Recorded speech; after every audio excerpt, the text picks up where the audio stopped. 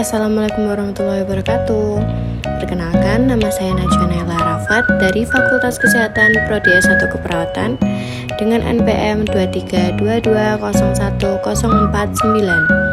Di video ini saya akan menjelaskan dan juga menggambarkan sel eukariotik. Apa sih sel eukariotik itu?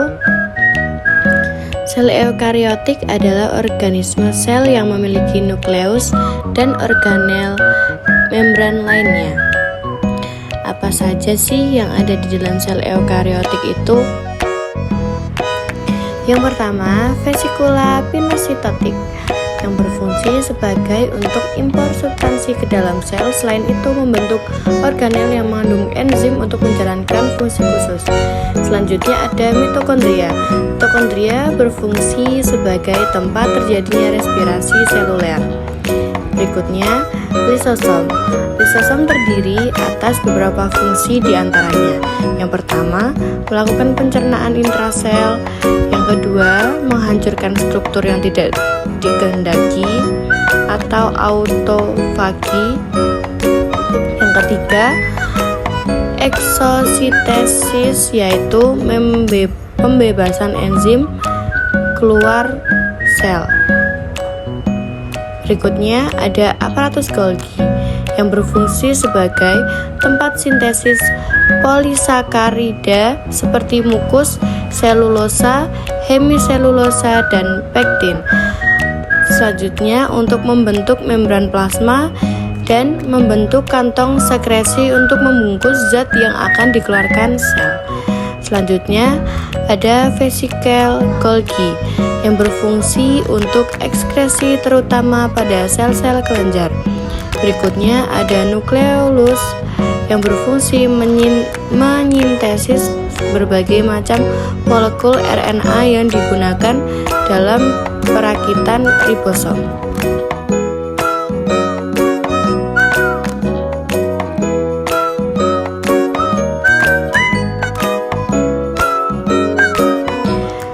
Selanjutnya ada retikulum endoplasma, adalah organel yang dapat ditemukan pada semua sel eukariotik. Retikulum endoplasma merupakan bagian dari sistem endomembran. RE merupakan labirin membran yang demikian banyak sehingga RE ini meliputi separuh lebih dari total membran dalam sel-sel eukariotik.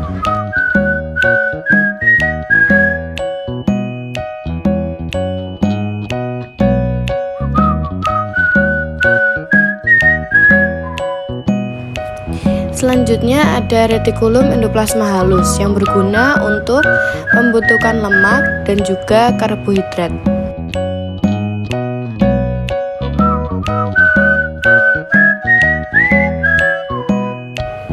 Selanjutnya ada membran sel. Membran sel berfungsi untuk melindungi sel sekaligus sebagai tugas utamanya. Perlindungan ini diberikan agar keutuhan bagian dalam sel tetap terjaga. Dengan cara membiarkan zat tertentu masuk, dalam waktu yang sama, zat lain yang tidak berguna atau tidak dibutuhkan tidak dibiarkan untuk lewat.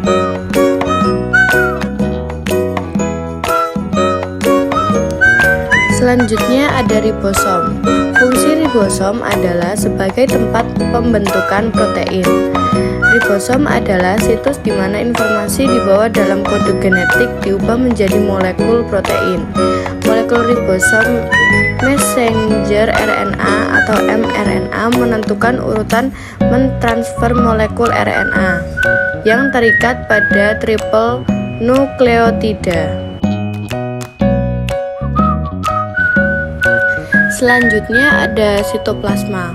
Fungsi sitoplasma adalah sebagai tempat penyimpanan bahan kimia sel yang penting bagi metabolisme sel, seperti enzim-enzim, ion-ion, gula, lemak, dan protein.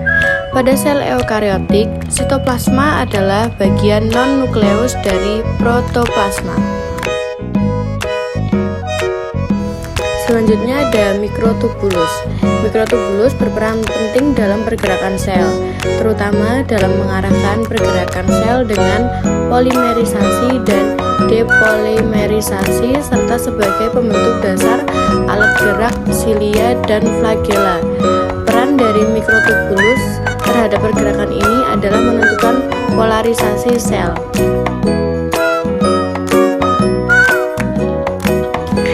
Untuk selanjutnya ada sentriol.